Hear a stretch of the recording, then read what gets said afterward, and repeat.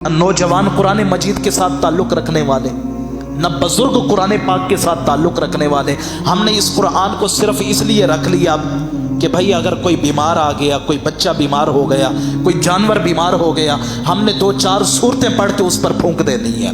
जबकि ये कुरान सिर्फ इसलिए नहीं बल्कि अल्लाह ने बताया कि मेरे प्यारे बंदों, मैंने इस कुरान को अक़वाम आलम की हिदायत के लिए नाजिल किया है।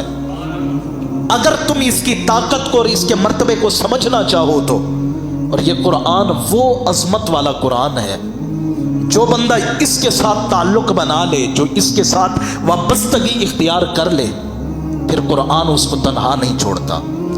अब दुनिया में जिसके साथ भी ताल्लुक बनाएंगे, दुनिया में जिसके साथ भी रिश्ता बनाएंगे, दोस्ती जितनी गहरी से गहरी हो, कोई भी दोस्त या कोई भी रिश्ता आपका कब्र के अंदर आपके साथ नहीं जाएगा।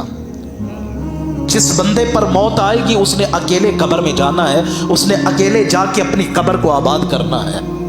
लेकिन ये कुरान की यारी ऐसी अजीम यारी है कि बंदा बाद में कब्र में जाएगा, जिसकी इसके साथ यारी जुड़ चुकी है, ये कुरान पहले जाके उसकी कब्र को रोशन और मुनव्वर कर देगा।